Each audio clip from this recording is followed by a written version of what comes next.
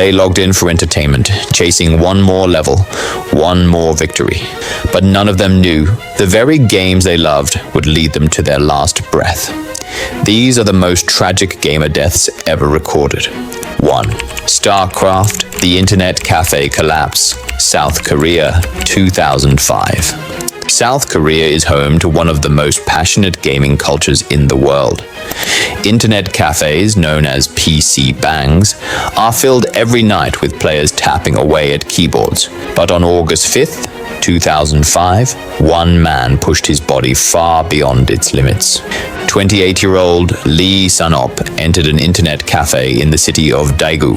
He bought a soda, logged into StarCraft, one of the most popular games of its era, and began to play. At first, it looked like a typical overnight session, but hours turned into days. Witnesses later said he barely moved from his seat. He only took short bathroom breaks and lived off vending machine drinks. By the second night, Lee's posture sagged, his eyes bloodshot, his face pale. But even as staff begged him to stop, he shook his head. Just one more match, he insisted. By the morning of the third day, he no longer had the strength to play. His body slumped backward, lifeless. Paramedics rushed in and carried him to the hospital, but it was too late. The official cause, cardiac arrest, triggered by exhaustion, dehydration, and blood clotting from immobility. And as shocking as that sounds, it wasn't an isolated case. The connection between games and death would reappear, sometimes in even more horrific ways. 2. Pokémon GO Fatal Distraction, Philippines 2017. In July 2017, all around the world, children and teenagers had their eyes glued to their phones. Pokémon GO had brought digital creatures into real streets. In Iloilo City, Philippines, a 12-year-old boy was out with friends, excitedly following the game's AR map. The laughter of kids echoed down the block as they hunted a rare creature. Distracted, the boy climbed onto a construction site. In his mind, it was just a quick shortcut, one more chance to catch a Pokémon. But his phone became the last thing he would ever hold.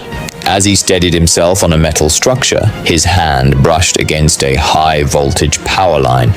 The sound was as loud as thunder. His small body collapsed instantly, phone falling by his side.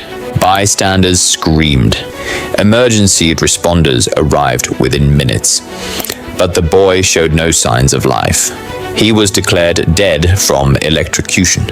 You might think these are rare freak accidents, but when obsession replaces caution, the danger grows deadlier still. 3. Minecraft. 3 days without rest. Philippines 2015. Minecraft is seen as harmless, a sandbox game about creativity and exploration. But for one teenager in Pampanga, Philippines, it became a marathon that ended in tragedy. On July 19, 2015, a 17-year-old boy entered a gaming cafe, logged in, and began to play. At first, it was fun, building castles, exploring mines. But as the hours ticked by, 24, then 36, then 48, his body weakened. Witnesses noticed he had stopped eating. Staff brought him water, begged him to rest. He refused, consumed by the blocky world on screen. On the third day, his movements slowed. He leaned forward to type, then fell face first onto the keyboard. He never got back up. Paramedics tried to revive him, but he was gone. Doctors confirmed cardiac failure brought on by exhaustion and dehydration, a death delivered not by monsters in the game, but by the very marathon to keep playing. Accidents can kill, but what happens when gaming passions turn violent? The answer shocked the entire world. 4. Call of Duty Fatal Swatting, USA 2017. It started as a simple online argument over a $150 wager in Call of Duty, but within hours it escalated into something far darker. One player, furious over the outcome, convinced another to place a fake call to police. The idea was to SWAT their rival, sending armed officers to storm his house mid-game. But there was one problem. The wrong address was given. That night in Wichita, Kansas, 28-year-old Andrew Finch, who had absolutely no involvement in the game, heard his door surrounded by police. Confused, he stepped outside. Officers shouted at him to raise his hands. But within seconds, a slight movement was misinterpreted. A single shot rang out. Andrew Finch collapsed, dead. The case horrified the gaming world. Innocent blood shed because of a video game feud. Sentences were handed down. One player received 20 years in prison, another a shorter sentence, but a family had lost their son forever. Shocking, right? And still, technology itself has led to even stranger and fatal stories. 5. Virtual reality. Trapped in illusion. Russia, 2017.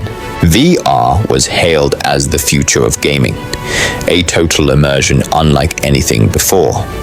In Moscow, a 44-year-old man strapped on his headset, eager to try a new game.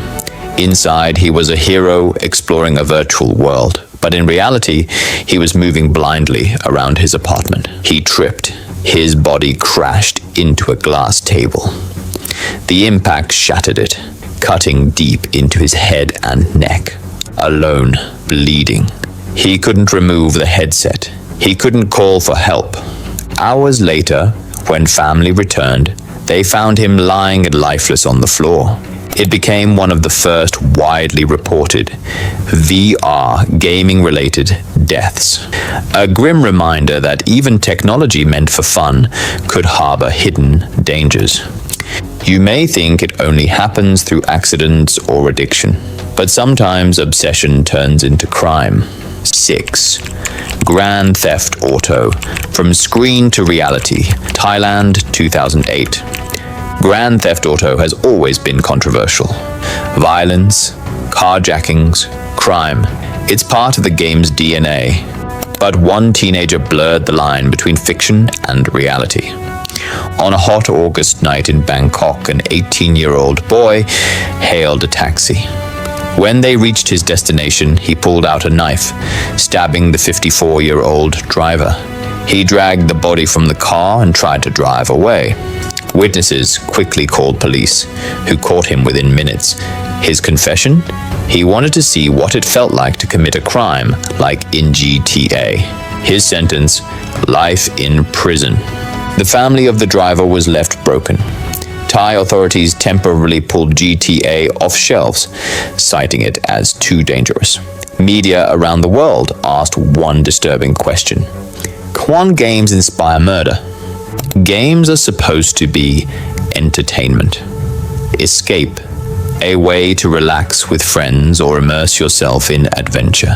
But in these stories, whether it was long nights chasing victory in cafes, children distracted in the streets, teenagers pulling virtual crimes into real life, or arguments escalating to violence, games became linked to tragedy.